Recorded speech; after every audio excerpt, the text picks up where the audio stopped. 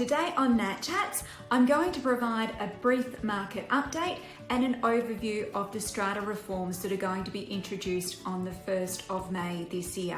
But first up, the market. Look, the market continues to remain interesting, but it does seem that isolation has not dulled Australians' love of property. In fact, realestate.com.au reported this week that digital searches in Perth were up by 13% on last week, which is the second week in a row search activity has increased, and it is now a massive 49% higher than the same time last year. Wow. So my guess is that all of this self-isolation is getting a lot of people thinking that their homes are way too small. Either that or they're spending more of their spare time online indulging in a bit of property porn, and nothing wrong with that either.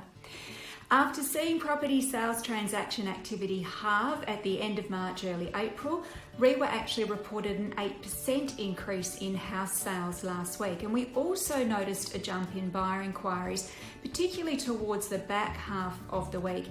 And we had a townhouse that we listed for sale on Thursday go under offer in less than a week, with really strong buyer interest and requests for inspections. And we ended up with multiple offers on that one. The increase in buyer inquiries seems to have coincided with the very low COVID-19 positive test results that are being reported here in Perth, as well as the starting of talk amongst the state and federal government of potentially lifting some restrictions and a road out of the pandemic, albeit it's likely to be a long one. Look, I've personally noticed just through Facebook some small businesses that had voluntarily shut their doors, like some of the hairdressers, florists, etc., advertising that they're going to be reopening from next week. So it seems that locally there is some level of confidence returning to the market, albeit we're at lowest ever recorded levels for that a few weeks ago. Now, for those of you that own strata properties, the new strata reforms are being rolled out from the 1st of May, and they include providing more comprehensive information to buyers of strata properties, the majority of which most agents are doing voluntarily anyway, but all of that information is now going to be compulsory. There's also going to be a simplified process for strata dispute resolution, which is a very welcome change.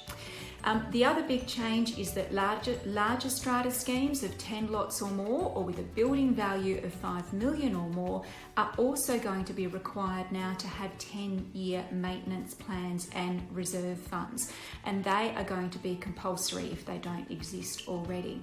And the amended Act is finally going to allow for electronic communications by strata managers and strata companies in relation to strata scheme, and that will include voting and minutes. So hooray, no more having to sign and return papers for small things.